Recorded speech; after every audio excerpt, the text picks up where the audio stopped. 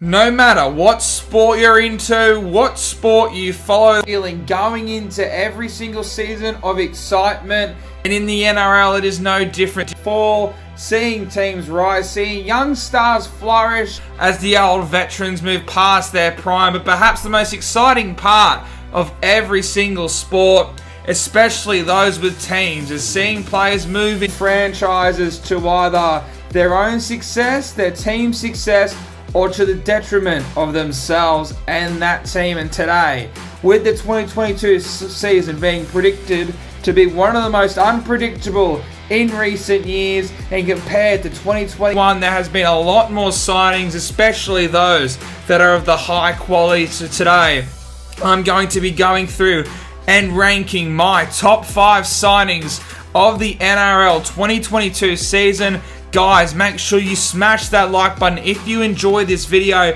Subscribe if you haven't already. This is your home for rugby league content going into 2022. And if you aren't subscribed, I don't know what you're doing. Also, get involved in that comment section down below. Let me know whether you agree with my picks or not. But it's time to get into my top 5 NRL signings. Yes, I could have done a lot more, but I'm lazy. This is my video and I don't want to be here all day. So I hope you enjoy. Smash that like button, subscribe, and comment down below. Now, before we get too much further into it, there are actually 4 more players outside my top 5 I just want to give a quick honourable mention to, and I'll go through that right now. But first off, let me say to anyone switching clubs in 2022, good luck to you and to the team. I hope it's great value for both parties. Obviously, not every single signing is going to work out. Not every signing on this list. In fact, you could probably say that at least half of them are bound to fail for at least one party, or potentially even both. But I do think that all these signings could very well go positive for both parties, but they're not all going to. But for the 4, I want to give an honourable mention to. We'll start off with Xavier Coates. While I don't think he can be a like-for-like replacement of Josh Adokar, who up until this season was the best winger in the competition, I still think we're going to see a massive improvement out of him. He's had the finishing ability. He's always had that X factor. What he's been missing at the Broncos is consistency, and being on the outside of Munster, Bromwich and Olam's definitely going to provide him with that consistency he needs to prove himself as the future Queensland winger. He was there last season despite some controversy surrounding Ronaldo Mulitalo, but he's still there because he's quite a decent footballer. And seeing him at the Melbourne Storm, seeing what they've done to guys who haven't gotten a chance at any other clubs, I'm so excited to see what someone with such raw potential like Xavier Coates can do. He's honestly their biggest signing since Michael Crocker, so I'm excited to see Xavier Coates. And another player who isn't so much switching clubs, but it feels like it's a return home, Shaun Johnson. Seeing him back in the Warriors jerseys could put him in this list. He was so close to making it. My thing is, he's probably going to be not even the second choice playmaker. Harris Tavita still looks like he's the long-term half at the New Zealand Warriors, despite some rumours of him being shipped around. I also think that everyone is aware that Reece Walsh is the future man at the New Zealand Warriors. So Johnson's role will just be to come in, provide that leadership, play that Adam Reynolds game managing role, and just give quality service to Reece Walsh and Harris Tavita. Another player who probably isn't the number 1 man, but Kurt Capewell is going to do, like I said, what Shaun Johnson will do, provide so much leadership, provide that work ethic, and I think he's going to be, while maybe not the number 1 signing for the Brisbane Broncos in 2022, he's going to provide them, especially those young forwards like Ricky, like Rabati, with a platform where they can improve and just be a lot more professional about it. There's been talks of guys like Finucane who, when they work into Origin camp, just show young guys how to get the job done. And coming off a premiership last year, it doesn't hurt to help one of the main players in that premiership, their number 1 back rower in that final series. They played their game to Kurt Capewell's strengths, while Kickout and Martin went a bit quiet. It was Capewell getting in, doing the dirty work that got Penrith that premiership. And another player who won't be playing too big of a role at his new club, but I think Connor Watson could establish himself as the number 14, with guys like Dylan Walker making that position their own, making it so vital in this NRL game with how quick it is. I think Connor Watson could make that position his own. And going back to the Roosters, where his career began, he could become the number 14 in the competition and could even land himself that Origin number 14. Signing the best player from a team for your bench is not definitely going to hurt you. So I'm glad to see Connor Watson back in the Sydney Roosters. Who knows, maybe you can hook up that hooking role, the irony there, for 2022 before Brandon Smith comes in 2023. It's ridiculous how good the Roosters are, but just wanted to give those four an honourable mention. Doing just the top 5, I wanted to give a couple of guys honourable mention because these 4 were so close to making this list, but let's get straight into the top 5. Coming in 5th position is the man who I think could honestly be one of 2 players in this top 5 who could be captaining their club straight away.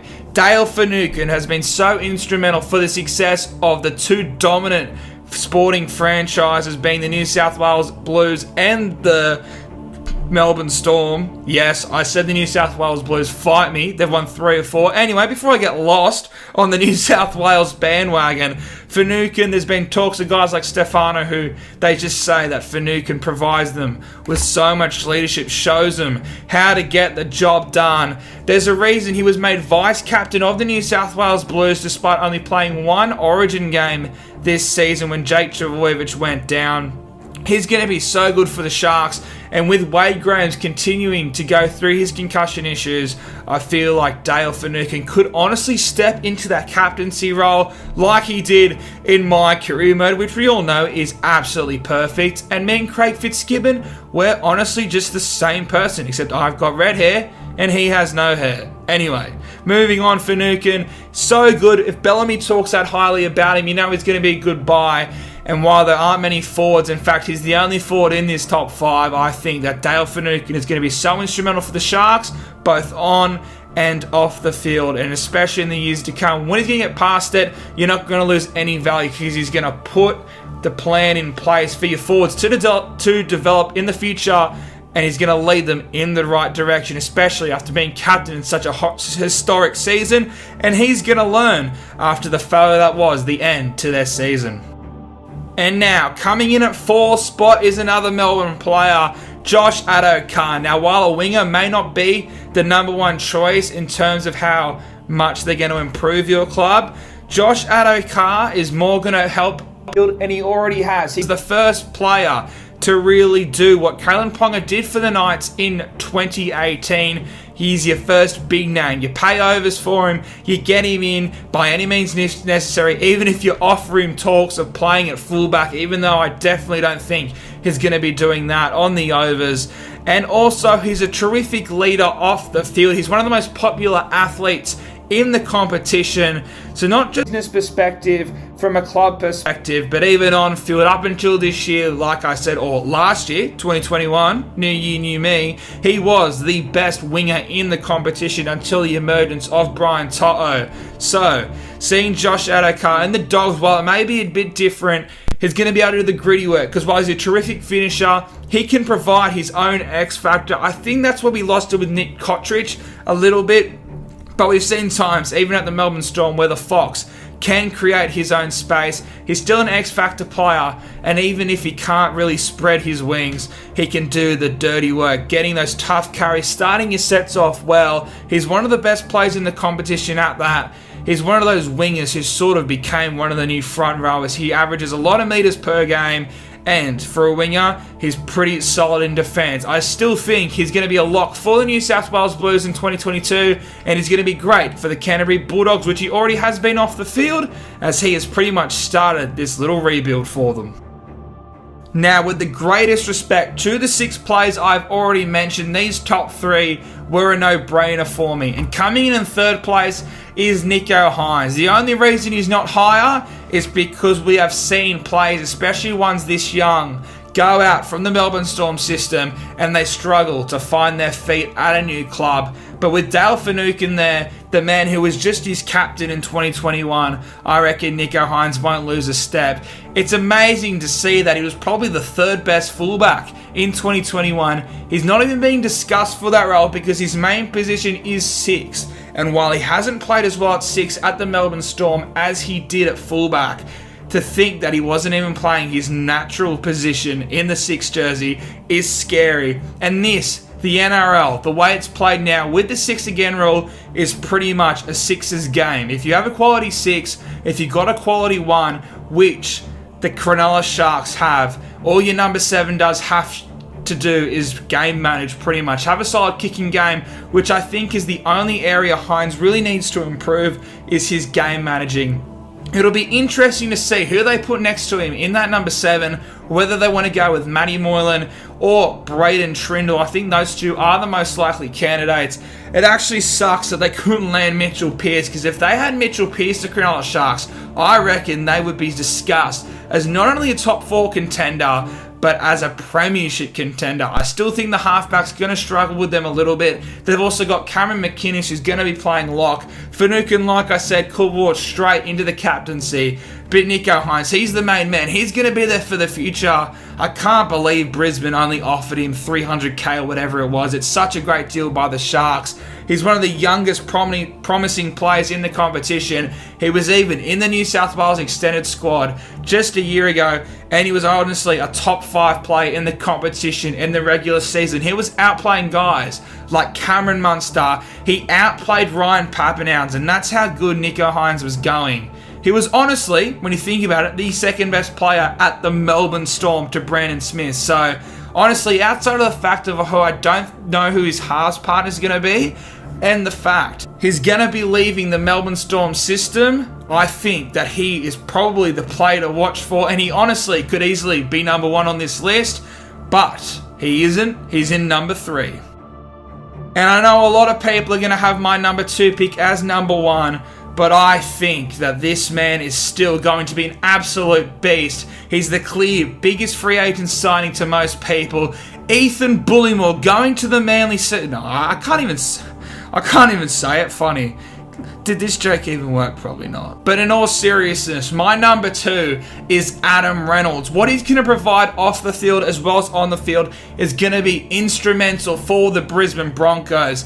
This man in just a year has gone from the 3rd main man at his club. Yes, he was the captain, but it was the Cody Walker and Latrell Mitchell show, to the man that the biggest sporting franchise in the country is going to be looking at to turn their entire franchise around. It's been a tough few years up there in Brisbane, but they've finally landed exactly what they needed. A man who could probably, along with Finucane, walk straight into the captaincy role. He's going to be playing the number 1 position on the field, the most important one. While I did just say you just need a 6's game, there's a reason the best teams have the best 7s. Just look at last year. The top 4 halfbacks in the competition, you could argue, all played finals football. Cherry Evans, Nathan Cleary, Jerome Hughes, and this man, Adam Reynolds. Seeing him not in the Rabbitohs colours will be a bit tricky. And will Reynolds adjust to being the number 1 man? Because he's the number 1 man. When Kiwi left and they had those few years under Madge post the grand final hangover, they did struggle a little bit. It wasn't until the emergence of Cody Walker and Damien Cook and Cameron Murray and obviously the signings of guys like Latrell Mitchell and Dane Gaga until Reynolds really found his form, and being third fiddle was probably his best role. All he had to do was kick. So while I have been pretty negative compared to a lot of people in this little segment of the video, I still think he is going to be so good. I mean, he was just the runner-up captain in the grand final, and as much as losing it would hurt him, it's going to help him motivate so much more to improve in the 2020 season. He's everyone's number 1 signing, but for me, he's number 2. And in number 1 place is a man who won the grand final, and in my personal opinion, he was the best player in the grand final. Imagine taking the Nicho Hynes factor along with the Adam Reynolds factor. No, Matt Byrne will not walk straight into the captaincy, but he's going to be, like I said, in the number 6. It's a 6's game in 2022, at the very least, before Peter V'landys wants to change a few more rules on the fly. He's got experience for such a young player. This man is already a Dally M winner in a position that he didn't even play his junior footy in. I doubt anyone would have thought that Matt Burton would have been the best player in the centre position last year. He was the number 2 centre in the comp outside of Joey Manu, in my opinion. He was an absolute freak. His little black headgear might get adjusted to some blue or to some white. If it doesn't, look, there may be some protesters, but he's still so young. He is such a good player. And honestly, outside of the Fox, he's going to be the man everyone wants to play with. I think he will be the New South Wales number 6 and the Australian number 6 in a few years' time. If Luai's form goes down, I reckon he's next in line. Maybe this year he struggles. I think him and Flanagan would be such a good combination together. I feel like Flanagan could just run the show and you run all the attack through Matt Burton. He's this great, solid defensive play, which is something pretty underrated about Penrith, is they know how to make their defense, their halfbacks, and their 5'8s. Really good defensive players. If he's got Josh Adokar on his left side with Tavita Pangai Jr., and then you could throw in Viliami Kickout in 2023, him and Reid Marnie, all they need is probably a better long-term fullback outside of Matt Duffy and halfback if this Flanagan experiment doesn't work out in 2022 like it failed in 2021. But Matt Burton is my number 1 man to look out for. He's my number 1 signing, and I honestly think he might be the best signing since Kalen Ponga, since Cooper Cronk. I won't go as far back as Ponga, because Cronk did win Roosters back-to-back premierships. But outside of that, I reckon he's the best signing in a while, especially for your team long term. He's already got the experience of winning a premiership, and he wasn't some rookie out there. He scored one of the tries. He was the best player in that grand final, if not easily top 3. But guys, let me know, do you agree with my top 5 picks for the signings to look out for in 2022 and the long-term future? Smash that like button if you enjoyed. Subscribe if you haven't already. This is the home for footy content in 2022. And comment down below if you agree with me or if you hate me.